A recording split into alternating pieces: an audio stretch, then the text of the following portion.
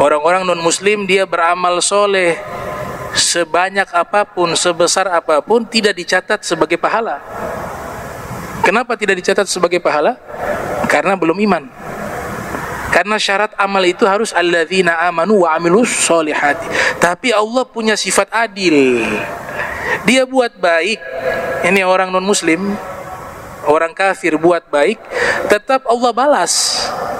Tapi balasnya kontan di dunia, sehingga tidak ada pahala di akhirat. Makanya mereka buat baik dibalas kontan. Dan memang ucapan para sufi, kalau ada orang kafir yang dermawan dan dermawannya tulus ya, itu Allah tidak biarkan dia meninggal dalam keadaan kafir. Karena gak mungkin sifat dermawan itu dimiliki oleh orang semacam orang kafir, melainkan dia sudah dipilih oleh Allah menjadi hamba pilihan. Tapi tetap nanti dia akan menyatakan keislaman. Dia tetap menyatakan keislaman. Ada satu kisah Samiri ini yang buat patung berhala di zaman Nabi Musa. Ia membuat patung berhala, Nabi Musa marah. Nabi Musa ini kalau pukul manusia mati. Karena kekuatan para nabi itu, satu orang nabi 100 orang laki-laki. Kekuatannya para nabi, satu orang nabi kekuatannya seperti 100 orang laki-laki. Bahkan di dalam kitab Muntahasul karya Syekh Yusuf Al-Lahji menyatakan 100 orang itu juga ahli surga. Ahli surga dia punya kekuatan berlipat ganda dari penghuni dunia. Makanya sekali tonjok mati. Karena Nabi Musa marah kepada Samiri membuat patung berhala, mau dipukul oleh Nabi Musa, Allah wahyukan pada waktu itu, ya Musa, la taqtul Samiri fa innahu sakhiyun. Wahai Musa, jangan kau bunuh Samiri, karena sesungguhnya dia adalah orang yang dermawan. Nah, Allah larang jangan bunuh karena dia orang yang dermawan. Tapi kalau Samiri ini dermawannya beda.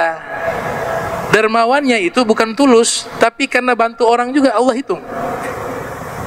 Tapi gak bisa dia masuk Islam menjelang wafat. Yang dermawannya tulus, dia orang kafir, Allah berikan hidayah sebelum dia meninggal. Salah satu tokoh yang Nabi puji, Nabi sanjung, namanya Abu Hatim At-Ta'i. Dia meninggal dalam keadaan musyrik, ya, dalam keadaan syirik. Disepakati oleh ulama demikian. Di masa Nabi hidup, Nabi masih muda, dia punya kegiatan di rumah itu, suka berikan makan kepada fuqara wal masakin. Setiap hari ribuan orang kasih makan. Nabi juga pernah menyaksikan itu dan pernah hadir. Sampai meninggal ini, namanya Daud At-Ta'i, dia meninggal dunia, terjadi peperangan.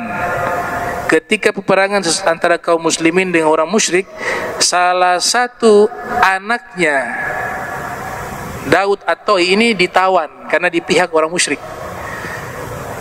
Nabi melihat dia, anaknya perempuan. Ini anaknya Daud At-Ta'i, ya, bebaskan dia, kata Nabi. Hormati, Nabi hormati dia, Nabi muliakan dia. Sampai anaknya Hatim At-Ta'i ini, mohon maaf, Hatim At-Ta'i ini, anaknya heran, kenapa kau perlakukan saya seperti itu? Kata Nabi, ayahmu orang baik, ayahmu orang yang sangat dermawan. Makanya saya termasuk beberapa kerabat saya juga sering mendapatkan bantuan makanan dari ayahmu. Maka saya, Nabi Muhammad, harus wajib membalas kebaikan ayahmu. Maka saya bebaskan kamu. Nah, ini rahasianya Allah. Kalau Nabi sudah menyatakan orang ini baik, ya, walaupun para sejarawan mengatakan meninggalnya syirik, itu penelitian mereka. Tapi yang saksi waktu itu kan tidak ada. Apakah ada yang menyaksikan menjelang wafat dia bersyahadat? Jadi orang dermawan itu orang yang dipilih sama Allah, karena itu sifatnya para nabi. Imam Musa Al-Kadhi mengatakan, ma ba'athallahu nabiyya illa sakhiya. Allah tidak pernah mengutus seorang nabi melainkan nabi itu dihiasi dengan sifat dermawan. Mana mungkin orang menggunakan sifatnya para nabi kemudian mati kafir? Yang mungkin. Pasti di detik-detik akhir Allah Ta'ala berikan petunjuk.